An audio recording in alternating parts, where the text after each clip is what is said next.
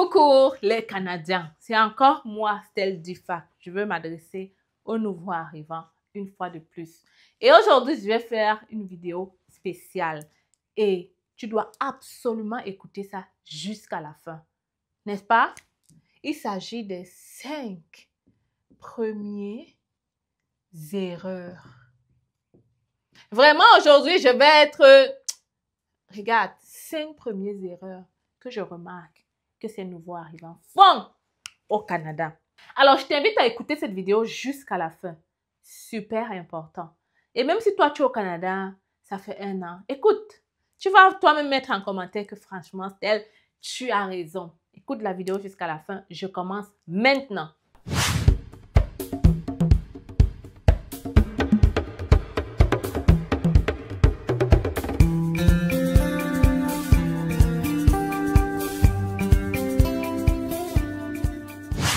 Alors, immigrer, c'est bien, n'est-ce pas? Réussir son immigration, c'est d'autres choses. Il y a certains parmi vous qui prenaient trop de temps pour réussir votre immigration. Oui, parce que ce n'est pas tout le monde qui immigre qui réussisse. D'autres ont la chance d'atterrir avec des bonnes personnes. D'autres apprennent de leurs erreurs sur le tas. Moi, je te propose ici aujourd'hui, franchement, de profiter de mon expérience, et de l'expérience des gens autour de moi, pour éviter ces 5 premières erreurs-là, catastrophiques à mon sens. Des erreurs catastrophiques, pourquoi? Parce que lorsque tu les fais déjà, il est difficile de revenir en arrière. Tellement difficile que tu risques de détester le Canada. Si tu ne me connais pas, je suis Stell Difac. Je vis au Canada depuis 10 ans, citoyenne aujourd'hui canadienne. Donc, je suis créatrice de contenu, entrepreneur, investisseuse, immobilier et vraiment, je porte toutes ces casquettes, mère au foyer et tout ça. Et aujourd'hui, je vais te parler des 5 premières erreurs que tu dois absolument éviter lorsque tu vas déposer tes valises au Canada. Et si tu es même au Canada depuis 1 an, 2 ans et que tu te rends compte, je t'invite à écouter la vidéo, peut-être même que tu ne sais pas que tu es en train de commettre une erreur. Sans plus tarder, on y va maintenant. La première erreur, je vais aller straight. Écoute, acheter une voiture. Je ne vais même pas dire acheter, je vais dire louer. Si je dis louer, les gens ne vont pas comprendre. Alors, je vais mettre acheter une voiture chez le concessionnaire. Erreur fatale, les amis. Erreur fatale. Cette erreur-là, ça va te prendre, quand tu vas te rendre compte, tu vas pleurer. Et ça va te prendre 10 ans, 5 ans pour revenir. Parce que la plupart des contrats d'achat d'auto, c'est dans les 3, 4, 5 ans. Donc, une fois que tu es dans ça, sortir, c'est presque impossible. Je sais que vous arrivez en famille. Et même si tu n'es pas en famille, je sais que tu as besoin d'auto pour aller travailler.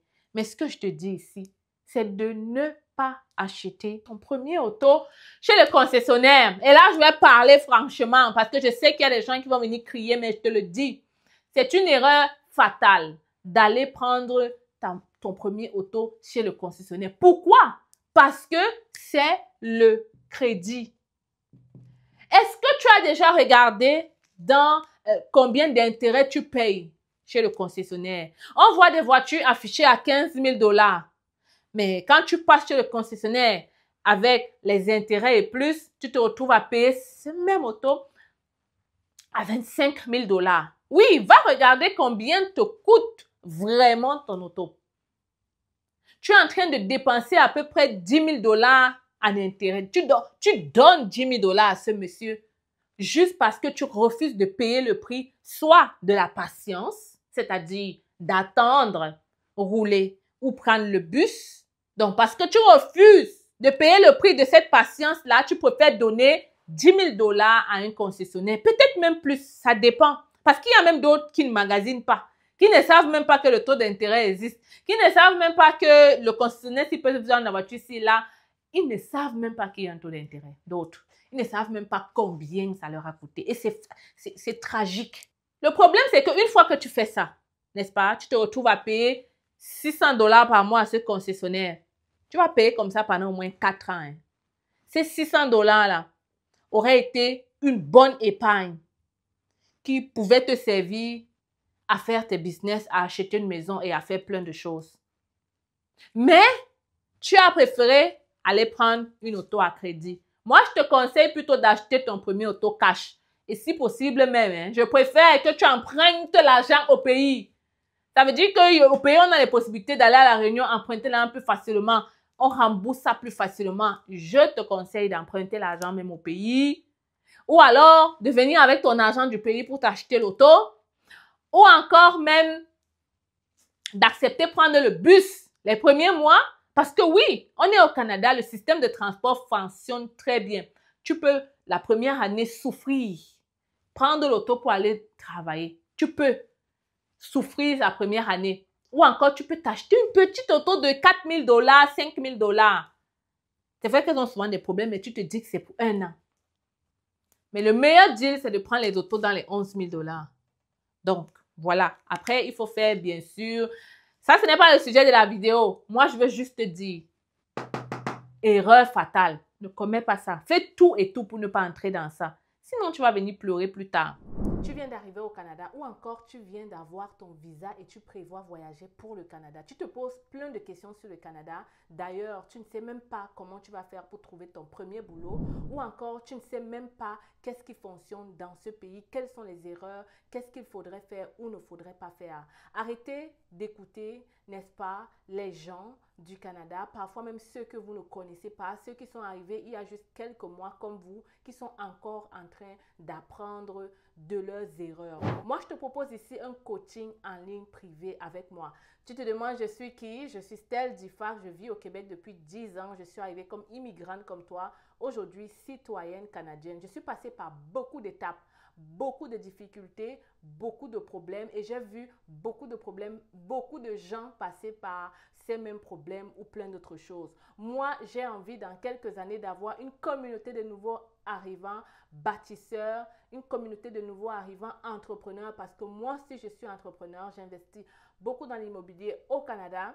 J'ai envie de te voir réussir, j'ai envie de te voir réussir dans ton insertion professionnelle parce que je vois beaucoup de personnes faire l'erreur de se jeter dans les formations rapides ou d'aller faire des petits jobs, soi-disant le Canada c'est comme ça. À travers ce coaching en ligne, je te propose quelque chose de différent. Je te propose quelque chose de concret et surtout, je te propose mon expérience, mes compétences, mon vécu et tout ce qui va avec. Ne manque pas cette première vague de ce coaching extraordinaire que nous allons lancer dans quelques semaines. En tout cas, les premiers participants viendront témoigner et j'espère pour toi, n'est-ce pas, que tu ne regretteras pas. En tout cas, si tu veux participer à ce coaching, je laisse mon email, je laisse mon numéro. Et je t'attends derrière mon téléphone. Ça va être du lourd. Vous le savez, je ne fais jamais dans la dentelle. L'événement qu'on a organisé le 21 décembre a eu un succès total et juste les commentaires de quelques participants en disent long. Ces partenaires seront toujours avec nous lors de ce coaching. L'objectif, je vous l'ai dit, 2025, c'est pour les nouveaux arrivants. Je veux vous voir réussir, je veux vous voir atteindre votre summum, je veux surtout vous voir réaliser ce pourquoi vous avez décidé de laisser votre famille pour immigrer dans un nouveau pays. Arrêtons de faire les mêmes erreurs. Suivons. Je t'attends derrière mon email. Je suis tellement excitée de commencer cette aventure avec toi. On se voit là-bas, n'est-ce pas? Erreur numéro 2, et c'est là que les gens ne m'aiment pas. C'est là que les gens ne m'aiment pas du tout. Et les résidents permanents, surtout plus. Prends les prêts et bourses. C'est facile, les prêts et bourses. C'est vraiment facile de prendre des prêts et bourses au gouvernement. Mais qui dit bourse, il y a aussi le montant prêt. Beaucoup ne se rendent pas compte qu'il y a prêt. Et beaucoup, une fois de plus, ne cherchent pas à savoir de combien est ce prêt-là et quels sont les intérêts, quelles sont les conditions. Est-ce que je peux rembourser vite? Est-ce que si je ne rembourse pas, c'est combien? Est-ce combien de temps? Ils ne posent pas de questions. Ils ont entendu qu'au Canada, quand tu arrives et que tu veux aller étudier en tant que résident permanent, prends le prêt et bourse, va étudier avec. Erreur, Fombotuku. Erreur. Je dis erreur. Les gens vont me dire, Oh, mais Estelle, comment on va donc faire? Moi, je vais te renvoyer la question. Comment font les étudiants étrangers d'après toi? Je dis, moi, les étudiants étrangers, je les adore. Comment font les étudiants étrangers d'après toi? Ils travaillent, ils fréquentent dans la même école que toi, à temps plein. Ils fréquentent dans la même école que toi, à temps plein. Eux-mêmes, ils prennent en charge leurs frais de subsistance. C'est eux-mêmes qui payent le loyer, c'est eux-mêmes qui vivent, c'est eux-mêmes qui font leur truc. Le problème avec toi, résident permanent, tu as trop de facilité et tu te dis que c'est normal de le prendre. Ce n'est pas normal de prendre les prêts et bourses. Tu peux aller travailler comme cet étudiant étranger et tu peux réduire tes dépenses. Tu peux éviter de dépenser dans les choses inutiles dont tu n'as pas besoin pour le moment. D'ailleurs, même que les prêts et bourses te rendent paresseux. Parce que qui dit prêt et bourse dit que tu as un nombre d'heures maximum à travailler. Tu es paresseux. Qui t'a dit qu'on ne peut pas étudier à temps plein au Canada et travailler même 30 heures? Qui t'a dit qu'on ne peut pas aller à l'université au Canada et travailler? Je peux comprendre que les femmes, c'est peut-être compliqué avec l'enfant et tout. Mais écoute, si c'est si compliqué que ça, emprunte l'autre chemin. Écoute, l'autre chemin pour toi, c'est d'abord de travailler même 1 an. Oh, c'est logique. Travaille même 1 an. Tu épargnes l'argent de tes études. Tu seras moins stressé lorsque tu vas aller aux études. Tu seras franchement plus à l'aise et tout ce qui va avec. Travaille 1 an, économise ton argent. Maintenant, va ici. Surtout si tes études, c'est les 3-4 ans. OK? Il y a les gens qui doivent étudier des longs trucs. 5 ans. Peut-être si ton étude, c'est 1 an, peut-être encore prêt et bourse, c'est correct parce que tu vas vite terminer et ensuite, tu vas rembourser rapidement. Pour ceux qui s'entêtent donc à prendre les prêts et bourses, s'il vous plaît, remboursez rapidement. Mais c'est souvent difficile de rembourser rapidement parce que je vous assure, hein, ça a l'air simple, hein, mais la vérité, c'est que c'est difficile à un moment donné. Voilà. La troisième erreur. Je m'arrête d'abord ici pour vous dire que j'organise un coaching emploi. OK? Coaching recherche emploi pour les nouveaux arrivants. Et je peux aussi même faire un coaching pour toi en privé, où toi et moi, on s'assoit, on travaille ensemble tes stratégies pour vraiment profiter de ce Canada-là. Oui, c'est différent des vidéos que tu regardes par là. Ça, c'est toi et moi. On regarde qu'est-ce que tu comptes faire de ta vie et on voit ensemble quelles sont les possibilités que le Canada peut t'offrir et qu'est-ce que tu devrais ou ne devrais pas faire. Je te propose de prendre ce coaching-là. Je laisse le lien ici, tu remplis rapidement et toi et moi, on va ensemble réussir rapidement ton intégration au Canada. Voilà. Troisième erreur qui en même temps c'est une erreur, c'est que les nouveaux arrivants refusent souvent de comprendre qu'ils doivent apprendre. Aussi simple que ça. Ils refusent de comprendre qu'ils doivent apprendre. Apprendre des anciens qui sont ici depuis, qui réussissent. L'autre erreur, c'est qu'ils copient souvent des gens qui ont clairement échoué. Ils écoutent beaucoup les commentaires du bas au lieu d'aller chercher l'information à la source. OK? Donc, l'autre erreur, c'est le manque d'information. Les nouveaux arrivants refusent d'aller chercher l'information. Le Canada, on est aujourd'hui à l'ère du numérique. Il y a Google. Tu peux vraiment trouver des gens pour t'aider là-bas. Mais toi, tu es juste concentré dans ton cocon avec les Camerounais ou les Ivoiriens, les gens dont tu te sens à l'aise. C'est là que tu restes. Tu apprends. Tu crois que tu es en train d'apprendre en les écoutant, mais en fait, ils sont en train de te plonger avec eux. Parce que quelqu'un ne peut pas t'apprendre ce qu'il ne connaît pas. Moi, je dis, il faut regarder la vie des gens avant de leur copier, clairement. C'est pas parce qu'il est là depuis 10 ans que tu dois absolument ou forcément le suivre. Il faut regarder sa vie. Parce qu'il ne va pas t'apprendre autre chose que ce qu'il connaît. Il va par exemple te dire, c'est impossible d'investir en immobilier au Canada. Il va par exemple te dire, c'est impossible de devenir informaticien au Canada. Il va te dire, c'est impossible d'enseigner dans ce pays. Tu ferais mieux d'aller travailler là-bas au McDonald's ou là-bas. Il va te dire ça et tu vas suivre. Donc, votre problème, manque d'informations. Vous refusez d'aller chercher l'information et vous refusez surtout de venir payer quand on vous dit coaching. Vous trouvez que c'est pourquoi je vais payer? Voilà. Donc, ça veut dire quoi? Ça vous prend plus de temps et vous apprenez de vos erreurs en cours de chemin. Au lieu de trouver de l'emploi en 7 mois, en prenant un coaching, tu aurais pu trouver l'emploi en 1 mois. Tout simplement. Donc, les 6 mois-là, tu aurais épargné combien si tu avais vraiment trouvé l'emploi? Tu aurais épargné déjà même 6 000 $. Oui, mais tu as refusé de payer un 200 $ pour 6 000 $. C'est la triste réalité.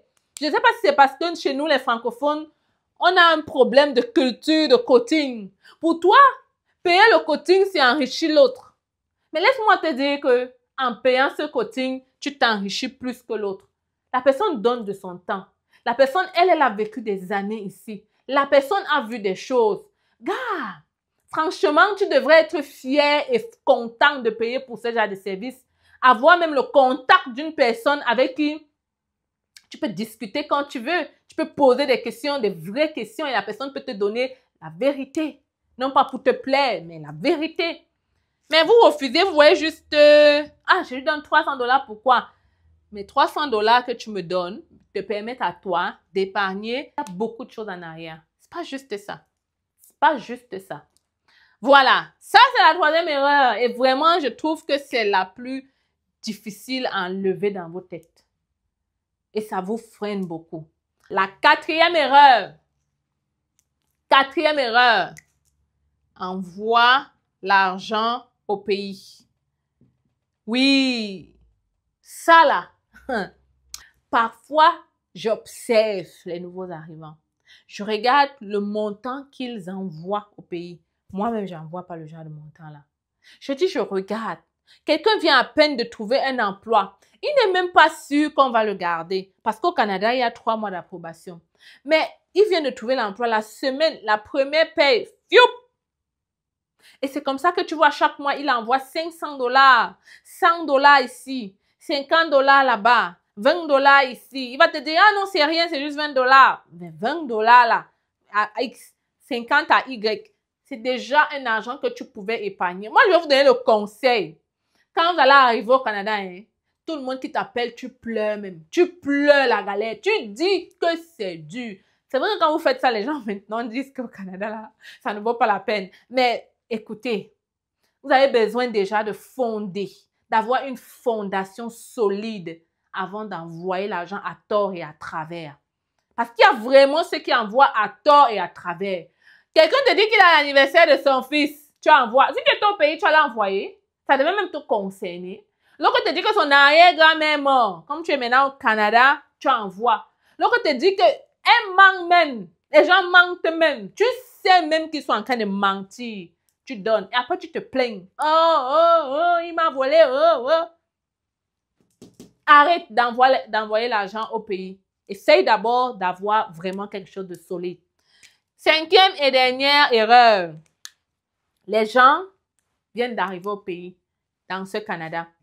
Ils veulent tout faire. Je répète, ceux qui viennent d'arriver au pays ici, là, ils veulent tout faire. Ils ont un objectif souvent là. Je veux acheter ma maison bientôt. Je veux acheter la maison bientôt. Je veux ouvrir une entreprise. Ah, franchement, moi là, non, on me donne 5 mois au Canada. C'est moi qui veux ouvrir l'entreprise ici. Oh là là, regarde, oh non, moi que j'ai... Oh, voilà le langage. Parfois même, ils te font, tu te sens, merde, moi je suis ici depuis 10 ans. Comment? Je ne sais pas. Mais les mêmes gens, tu les regardes 2 ans, 1 an plus tard, il n'y a rien de tout ce qu'ils avaient dit. Il n'y a rien de tout ce qu'ils avaient dit parce qu'ils sont dispersés.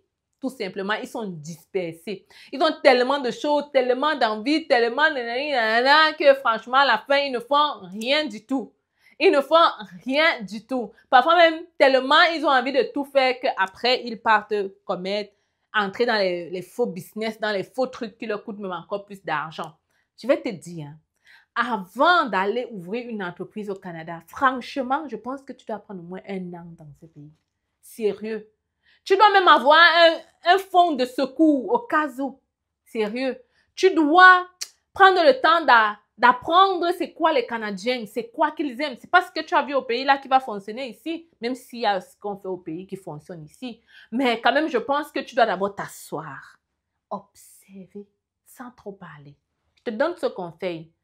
Assieds-toi, observe, ne parle pas. Entoure-toi des bonnes personnes.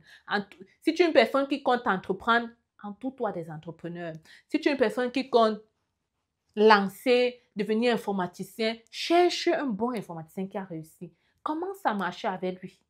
OK? Donc, c'est super important d'aller doucement et de ne pas vouloir courir. Tu risques de faire des erreurs. Par exemple, ceux qui arrivent au Canada, 1 an plus tard, ils ont acheté une maison. Mon gars, tu avais bien réfléchi. Tu es sûr? Tu es sûr que tu as bien réfléchi? C'est très beau d'avoir une maison, mais une maison, c'est un passif. C'est des dépenses. C'est des dépenses. Ça te cloue. Tu ne peux plus rien faire après. Mais c'est simplement parce que tu es venu avec ta vision. Tu as refusé de regarder un tout petit peu autour de toi et surtout même de poser la question. Tu es calé avec ta vision et tes envies. Voilà. Donc, je m'arrête ici. Je pense que ces 5 erreurs-là, ne les commets pas. Ton Canada sera réussi. Mais vraiment, si tu veux encore aller en profondeur et faire beaucoup plus, je t'invite à prendre un coaching avec moi. Super important, ça va t'aider. Je laisse le lien ici en commentaire. Fais-le et toi-même, tu verras. Tu n'es pas au courant de l'opération sans visa résidence permanente organisée par C'est Facile?